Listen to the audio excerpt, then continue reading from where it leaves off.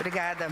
Bom dia, um bom dia especial a todas e a todos. Governador Eduardo Riedel, uma alegria tê-lo aqui nesse nosso fórum de debate, um fórum democrático, onde nós vamos discutir o futuro de Mato Grosso do Sul e do Brasil. Então, em seu nome, eu peço permissão para cumprimentar todos os seus colaboradores, secretário Rodrigo, em seu nome, e os demais secretários. Eu quero fazer um agradecimento muito especial ao PAP, a esse presidente tão jovem de vocês, que tem uma visão estratégica de Mato Grosso do Sul e do futuro, que tem uma sinergia muito grande com a minha. Então, em nome do PAP, eu gostaria de cumprimentar o André Salineiro, o Dr. Lívio, o Ronilson, estou devendo a visita e eu vou cumprir, Ronilson, o Flávio Cabalmi, Herculano Borges, prazer revê-lo, Jean, Leína, Maicon, Beto Avelar, veterinário Francisco, Wilson Lantes, deixei por fim a Luísa, né, vereadora aqui que representa também as mulheres campograndenses. Eu quero pedir vênia para poder ser o mais rápido possível. Então, em nome da Soraya, em nome da minha secretária Virgínia, gostaria também, em nome da que está representando aqui a Somasul, nossa vice-presidente da Somasul, a Maria Girleide, cumprimentar todas as mulheres e demais autoridades. Governador Zeca do PT, eu começo dizendo da importância dessa estratégia, contando uma historinha muito curta. O senhor vai se lembrar, porque eu era líder da oposição do seu governo como deputado estadual, e eu não dava muito trabalho, a gente conversava muito bem, na época não tinha polarização, a gente conseguia sentar na mesa e discutir os problemas de Mato Grosso do Sul. E eu me lembro que o Zeca, que vinha de Porto Murtinho, ele falava numa tal da Rota Bioceânica. E quando eu ouvi falar, isso há 30 anos atrás, lá se vão muito tempo, quando eu ouvi falar da Rota Bioceânica, eu pensei assim, que loucura é essa que esse governador está falando? Ligar o Atlântico ao Pacífico para chegar mais rápido os produtos sul-mato-grossenses na China? Eu falava, isso é uma loucura. Vão-se 30 e poucos anos e hoje a gente vê que sem essa rota, cortando e rasgando o Mato Grosso do Sul, não há futuro para o agronegócio brasileiro. Porque é óbvio, nós estamos muito distantes do nosso maior parceiro comercial, mas o nosso parceiro comercial também é pragmático. Ele também está investindo na África, ele está investindo em outros parceiros. Se nós não diminuirmos essa distância, os nossos produtos da agricultura, da pecuária, da agroindústria, não deixam de ser tão competitivos. Vão chegar mais caros do que em outros países têm a oferecer. Por que eu estou dando esse exemplo? Para falar da importância da estratégia do Brasil que queremos para os próximos 25 anos. Porque se lá atrás o Brasil já tivesse tido a cultura do planejamento, essa rota bioceânica já estava inaugurada há pelo menos 10 anos. O Brasil, o setor produtivo, o nosso comerciante, o nosso empresário, o nosso trabalhador, a nossa agricultura familiar, o nosso grande agronegócio já estariam ganhando muito mais. Eu quero dizer para vocês de uma forma muito simples, hoje o espaço é de vocês, aqui nós vamos ter falas muito rápidas, apenas introdutórias, porque nós estamos aqui ouvindo vocês, que esta estratégia 2050 saiu de uma demanda.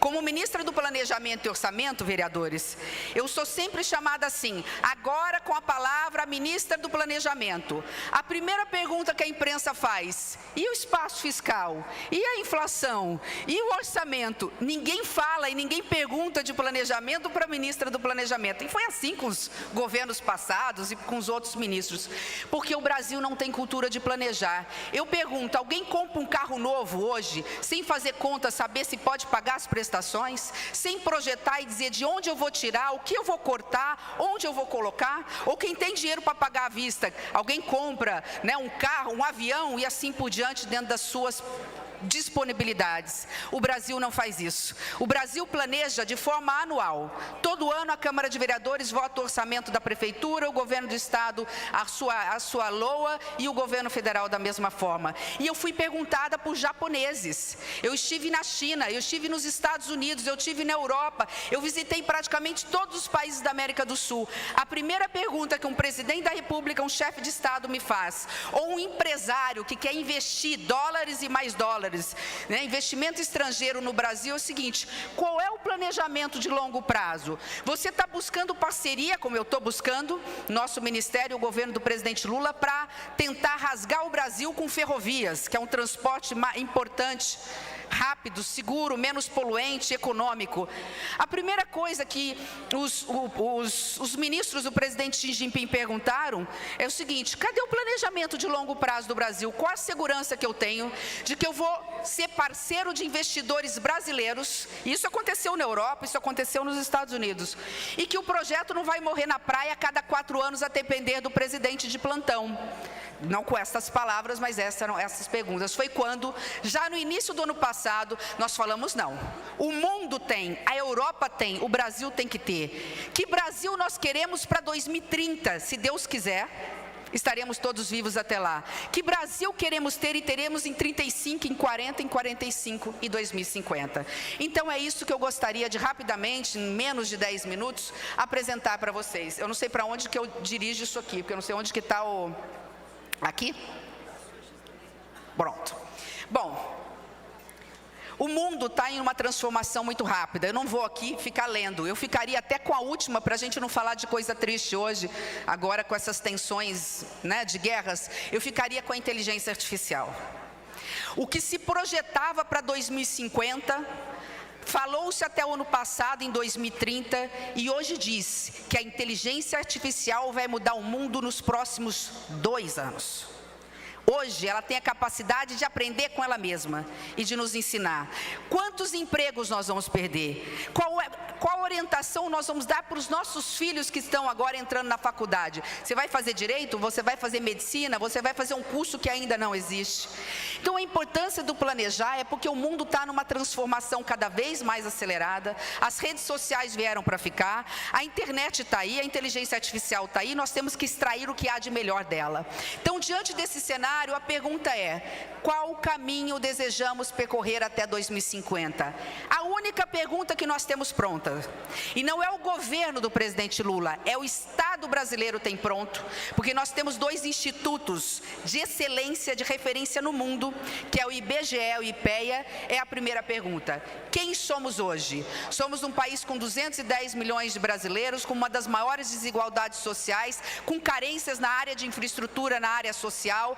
Nós temos as maiores bacias hidrográficas do mundo. Isso tudo, esse mapeamento, nós já temos. A pergunta que nós estamos fazendo em todos os estados brasileiros, e nós estamos finalizando aqui em Mato Grosso do Sul, os últimos serão os primeiros, governador. A agenda não estava batendo do governador para a gente poder ter a presença, por isso que deixamos Campo Grande e Mato Grosso do Sul por último. Mas a pergunta que nós estamos fazendo para todos os brasileiros e obviamente para todos vocês: que país queremos ser até 2035? E aí é dentro de um planejamento visando indicadores e metas. Ou seja, em cada área que vocês pensarem, qual é a meta que nós queremos?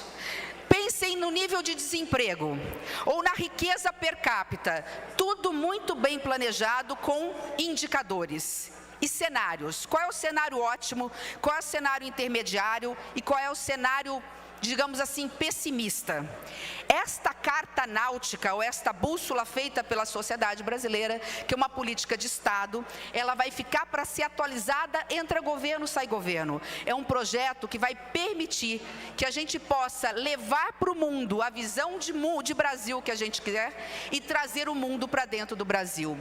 E a pergunta mais difícil, e essa nós vamos ter que quebrar um pouquinho a cabeça: como fazer para chegar lá? Eu não vou me delongar. Do lado esquerdo do painel, que país somos hoje, nós temos aqui os nossos ativos, nós temos o que o mundo não tem. Eu vim agora da Coreia do Sul. A Coreia do Sul quase que não tem 1 metro quadrado para plantar.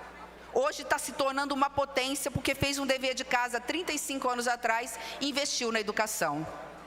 Então, qual é o caminho que nós vamos percorrer para alcançar os objetivos que nós queremos para os próximos anos?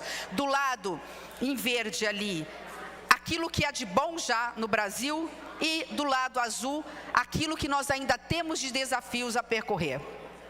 Aqui os nossos índices de desigualdades sociais comparado por regiões. Somos uma região privilegiada, o centro-oeste brasileiro, está ali o centro-oeste pela cor. podemos fugir de um problema seríssimo que atinge o nosso agronegócio, a agricultura familiar, o setor da agroindústria e, consequentemente, da indústria, ou seja, interfere na geração de empregos do Brasil, que é a questão da mudança climática e o quanto isso vai fazer o Brasil perder em empregos, em crescimento. E este painel que eu gostaria muito de, depois eu vou deixar à disposição se os vereadores quiserem, esse trabalho não é nosso, esse trabalho do IBGE, de técnicos concursados, então aqui não tem nenhum tipo de ideologia envolvido. A gente olhar esse barril aí, que era um barril de chope, não era? No início era uma pirâmide, né? O Brasil, do ano de 2000, era praticamente um país de jovens. A maior parte da população brasileira tinha entre 0 e 30 anos de idade. Olha agora no ano de 2022, porque foi a referência do IBGE, tá? Portanto, não é 25. Olha em 2022, né? Um barrilzinho de chope, onde a população brasileira, embora ainda jovem, a maior parte fica ali no meio. Olha o que vai acontecer daqui 25 anos, até antes disso. A maior parte da população brasileira vai ser uma população já da melhor idade. Então, nós vamos investir mais na educação básica, vamos investir mais na economia de cuidado, vamos precisar mais de enfermeiros e médicos, vamos precisar mais do quê? Né, de cuidadores na área social. Então, essa transição demográfica eu acho que é importante. Eu não vou falar aqui de indicadores macroeconômicos, já estou indo aqui para o final da minha fala, porque, como disse, no máximo mais 4 minutinhos eu termino. O Brasil que nós queremos, ainda que vocês que vão preencher, eu não tenho dúvida que é um país mais próspero. Não tenho dúvida que vocês vão dizer, ou a sociedade vai dizer, como aconteceu nos outros estados. Eu quero um país que olhe não para o PIB brasileiro. Ah, o Brasil vai crescer 3%, 4%. Eu quero saber quanta renda média do trabalhador, da trabalhadora, da classe média, da classe alta, vai crescer, para a gente diminuir aquilo que garante justiça social. Mas justiça significa diminuir a desigualdade. Mas diminuir a desigualdade em quanto? Não podemos também trabalhar no mundo da utopia. Quais são os indicadores conservadores? Quais são os indicadores ótimos? E o que fazer para alcançar isso? Um Brasil mais inclusivo, um Brasil com mais oportunidades, que passa por investimentos, que passa por oportunidade no setor produtivo, no comércio, na indústria, na agroindústria, no agro, na agricultura familiar, mas... E aqui, desculpe eu vender meu peixe, mas eu estou vendendo meu peixe porque eu tenho convicção do que eu estou dizendo. O mundo paga menores salários para as mulheres do que para os homens, mesmo as mulheres tendo o mesmo currículo, o mesmo cargo, o mesmo tempo de trabalho. E o mundo perde a oportunidade de ser um país mais igual. Está comprovado que a indústria ganha, o comércio ganhará, o Brasil ganha, o país ganha, quando nós igualarmos os salários de homens e mulheres na mesma atividade. Isso significa, a mulher, ela não vai pegar o dinheiro e deixar debaixo do colchão. Ela vai cuidar do filho, do marido, da casa, ela vai fazer com que a economia circule. É um grande desafio. Foi a promessa que o presidente Lula fez comigo quando eu fui apoiá-lo no segundo turno. Essa promessa foi cumprida. Nós aprovamos no Congresso Nacional, agradecemos o Congresso Nacional por ter aprovado essa lei, mas hoje, lamentavelmente, Herculano, alguns setores entraram com ação na Justiça, dizendo que haveria uma possível inconstitucionalidade, quando a gente pode estabelecer prazo. Ninguém precisa passar da noite para o dia, a gente pode dar um prazo de 5 anos para os setores se acomodarem.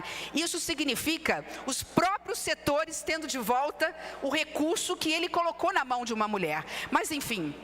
E, por fim, a pauta da sustentabilidade. E aqui, a oportunidade de Mato Grosso do Sul, inclusive do setor do agro, ganhar dinheiro. O mundo precisa comprar crédito de carbono, porque o mundo polui e ele é obrigado, quando ele polui, a comprar de quem faz o dever de casa. Então, quem tem reserva legal, quem cuida, tem agricultura sustentável, quem tem um agro sustentável, seja o menor, seja o grande, tem a oportunidade de ganhar dinheiro com a nova lei do mercado de carbono. Como vamos fazer para chegar lá? Essa é a último slide, eu não vou dar pitaco. A única coisa que a minha experiência me mostra, alguém que teve a oportunidade nesses 2 anos de correr o mundo, é que o mundo é pragmático. O mundo não preocupado com ideologia política partidária, seja a China, seja os Estados Unidos, ainda que os governos estejam. Eu estou falando dos setores. Eu tive em Hong Kong agora há pouco, como eu falei, tive na Coreia do Sul. A gente vê Hong Kong, que é uma península com uma ilhazinha desse tamanhinho, que não corresponde a 1/3 do... Eu acho que não tem o tamanho territorial de Campo Grande, com 9 milhões de pessoas, onde eles já estão falando de carros elétricos ou de táxis sem motorista. E o Brasil perdendo a oportunidade de colocar todas as crianças nas creches, em dar educação de qualidade. Então, a Agenda 2025 a 2050, que nós queremos, eu não sei dizer qual é, mas eu sei que ela depende de 3 grandes questões. A primeira, uma agenda suprapartidária de Estado, com ampla participação social. A segunda, que nós tenhamos indicadores e metas para cada serviço público, para cada linha de ação que o município de Campo Grande, que o Estado de Mato Grosso do Sul e que o Brasil queiram fazer. Não gastar dinheiro, gastar mal e gastar muito, sem antes saber onde eu quero chegar e como fazer para chegar lá. E, por fim, lembrar que o Estado sozinho não dá conta de nada. É a parceria público com o setor privado que vai ultrapassar os mandatos eleitorais, o de vocês, o meu, o de um presidente. Enfim, é preciso começar a preparar hoje o Brasil que queremos no futuro. Governador, eu agradeço imensamente a oportunidade de poder ter aqui a sua equipe também participando desse processo. Quero, em nome da Virgínia, que vai aqui coordenar o trabalho de vocês, dizer que aquilo que nós colhemos no Brasil foi de uma riqueza extraordinária. Aqui tem todos os setores da sociedade, aqui tem do movimento estudantil à universidade, aqui tem o setor dos movimentos sociais e trabalhistas até o setor da Federação da Indústria de Mato Grosso do Sul, porque é isso, o Brasil que nós queremos depende de nós unirmos as nossas mãos e colocarmos como bandeira principal. O Brasil, que é um país tão rico, não pode e não vai ter um povo tão pobre nos próximos anos. Essa é a nossa missão: erradicar a miséria, diminuir a pobreza, dar condições sociais para os nossos jovens, através da educação, terem um futuro digno. Que nós não falhamos nessa missão. Nós não podemos falhar com a missão de cuidar do futuro muito próximo das nossas crianças, dos nossos jovens, do nosso Estado e do nosso país. Muito obrigada, PAP, mais uma vez pela oportunidade.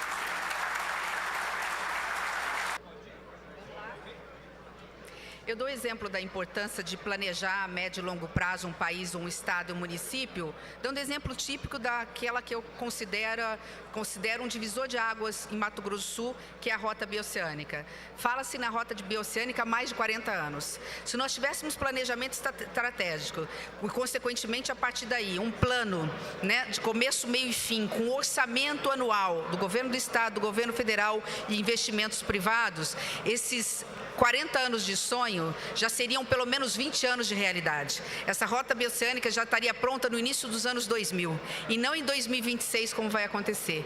Então, planejar um país, um estado, significa gastar bem e de forma eficiente e realizar os sonhos cada vez mais rápidos da sociedade. Eu estou viajando o mundo, eu vou dos Estados Unidos à China, passando pela Europa, América do Sul.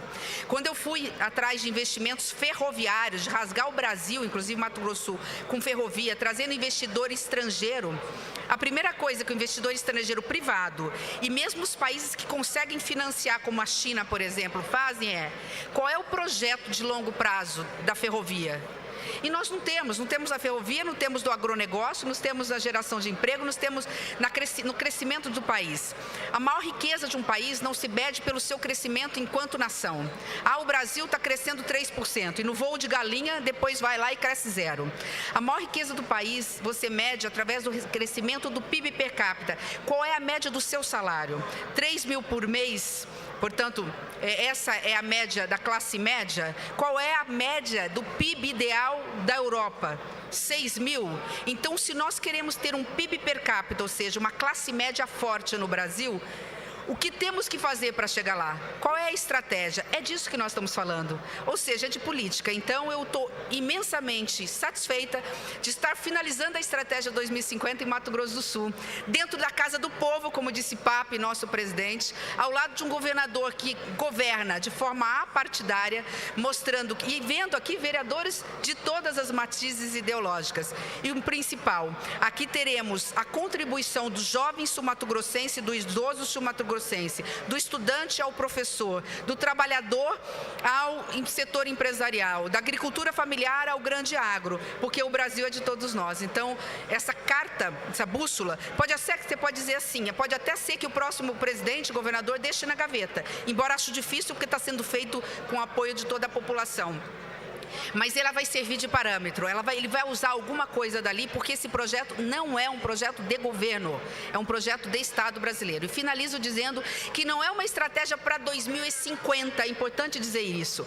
Ela vai ter indicadores e metas daquilo que nós queremos alcançar para 2030, 35, 40, 45 e 50. Eu provavelmente não esteja mais aqui em 2050, mas em 2030 eu quero estar. Então é isso, eu acho que o exemplo da Rota Bioceânica é um exemplo típico do quanto nós perdemos de oportunidade e o quanto a China, Estados Unidos, Europa tem. Quando eu falo China, eu estou falando do mercado asiático, dos tigres asiáticos tem. O governador estava comentando aqui, né, que ele teve lá e a primeira coisa que ele viu foi um plano detalhado nas minúcias para os próximos 50 anos, não é nem para os próximos 25 anos na China. E que bom que temos um governador que planeja, temos um presidente da Câmara de Campo Grande que a primeira coisa que fez falou: Simone, faz a Câmara, porque eu entendo da importância da estratégia do planejamento para Campo Grande e para o Brasil. Outra questão com relação à prática mesmo. Hoje encerra esse seminário aqui em Mato Grosso do Sul. Quais são os próximos passos? Ótimo. A gente ficou um ano trabalhando internamente com os 37 ministérios. Então, o ano passado foi um ano de trabalho interno, onde nós tivemos a escuta, né, dos ministros que conhecem também o Brasil. Esse ano, no primeiro semestre, foi o ano de rodar o Brasil. Nós não fizemos todas as capitais, nós fizemos a maioria delas. E agora é um trabalho introspectivo de colher os dados junto com um grupo de técnicos de fora. Então, aqui tem financiamento também dos bancos como o BID. E nós agora vamos daquela nuvem que vocês falam, né? Inteligência artificial serve para essas coisas também, para servir ao homem. Nós vamos colocar isso tudo na nuvem das palavras, ver o que mais saiu, o que mais a população pediu, e nós vamos ter, através de grandes guarda-chuvas, o guarda-chuva da macroeconomia, que vai de inflação a crescimento, né? O guarda-chuva do desenvolvimento social, o guarda-chuva do desenvolvimento econômico, e vai ter um guarda-chuva das questões das mudanças climáticas, que onde a gente foi, inclusive o agronegócio pediu muito isso, pediu porque ele é um parâmetro para falar em crescimento ou não, de emprego ou desemprego. Então, a ideia é, já na COP30, portanto, até o final do ano, um pouquinho antes ou um pouquinho depois, o presidente Lula entregar essa carta, essa estratégia, tanto para o Congresso Nacional quanto para a sociedade brasileira. Não precisa aprovar pelo Congresso Nacional, a gente não vai fazer em forma de um projeto de lei, não é esse o objetivo, é uma carta de intenção mesmo da política de Estado brasileiro que nós queremos para todos. Ministra, depois que vocês reunirem tudo isso, depois que vocês estiverem por conta, isso vai embasar um documento e, consequentemente, vai poder ser usado por diferentes governos na hora de tomar uma decisão. E pelo próprio Congresso Nacional, pela própria Câmara de Vereadores de Campo Grande, pelo próprio governador Eduardo Riedel, ali vão ter parâmetros do Brasil que o Brasil quer. Eu dou um exemplo só, eu acabei de falar do PIB, né? Mas vamos falar aqui da questão do analfabetismo e do analfabetismo funcional, né? Ou dos nenéns. Vamos pegar os nenéns, que é uma coisa que eu, como professora universitária, tenho assim muito forte, né? O Brasil tem um dos maiores números de jovens que nem estudam nem trabalham no mundo. Então, a gente está colocando com muito critério qual é o ideal daqui 5, 10, 15, 20, 25 anos de índice de decréscimo dos nenéns e como fazer para alcançar esses indicadores em 2030, em 2035, em 2040, em 2045 e 2050. Isso tudo com muito embasamento técnico, é baseado em evidências, IBGE, IPEA, universidades. Então, não é a vontade do presidente da Câmara, da ministra, ou do governador, ou do presidente Lula. Isso é feito com a vontade da sociedade e o corpo técnico quebrando a cabeça para transformar esse anseio, né, em projetos estruturantes de país. Além da diretriz,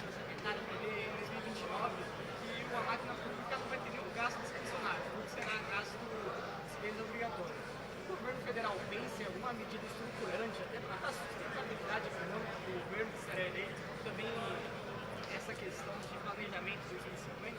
Sem dúvida nenhuma. Você tocou num dos pontos que também vai estar na estratégia mais complicados.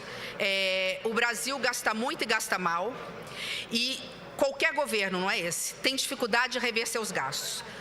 Todo mundo cobra de nós, tem que fazer revisão de gastos, tem que cortar gastos, e é verdade. A gente mandou para o Congresso Nacional aquilo que a gente achou que o Congresso fosse aprovar.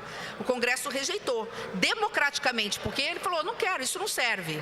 Agora nós vamos mandar mais uma leva de revisão de gastos, porque se a gente não cortar gastos considerados supérfluos, ou que eram importantes lá 30 anos atrás, não é importante mais agora, a gente vai ter, em breve, 2029, 2030, o shutdown, ou seja, a máquina vai parar, ela vai servir apenas para pagar folha, pagar previdência, pagar BPC, e não vai ter dinheiro para fazer obras de infraestrutura. A alça aqui, de 400 e poucos milhões, saiu do quê? Do orçamento discricionário. O discricionário é o orçamento livre, aquilo que, entre aspas, não é que sobra, é que eu primeiro pago as despesas obrigatórias, aposentados, servidor público, os programas sociais, eu pago o piso da educação, o piso para a saúde, os recursos que são necessários. O que sobra vai para as obras de infraestrutura. Só em Mato Grosso do Sul, nós temos mais de 20 bilhões de reais nesses 4 anos do governo do presidente Lula. Então, entre diretos e indiretos, Estou falando entre diretos e indiretos, porque aí vem a fábrica de fertilizantes, 5 bilhões a partir do ano que vem, então estou incluindo todos esses valores. Isso serve para qualquer estado. Se a gente continuar assim, e nós, quando eu digo nós, é Executivo e Congresso Nacional, não sentarmos, tivermos a coragem de rever os gastos que já não mais atendem os interesses diretos da população, não para fazer superávit, cada governo tem uma maneira de ver, mas para que nós não possamos gerar inflação e juros altos, gastando mais do que arrecada, porque isso não é possível, nós não podemos. Mas também para poder ter uma reserva discricionário para atender a demanda que o governador de Mato Grosso do Sul tem quando vai a Brasília levar as demandas do nosso estado, não tem razão de ser do Estado brasileiro. Então nós temos que fazer um dever de casa. De forma objetiva, que bom que o Congresso Nacional hoje aceita sentar conosco para rever a tal do chamado gasto tributário, que são renúncias do orçamento brasileiro que nós fazemos para todos os setores, todos, da ordem de quase 800 bilhões de reais. Se nós conseguimos, não linearmente, mas se nós conseguimos, tirando super simples ou algumas coisas assim, cortar 5% desses gastos, nós estamos falando de um corte de algo em torno de 40 bilhões de reais por ano, resolve o problema do orçamento brasileiro para os próximos anos.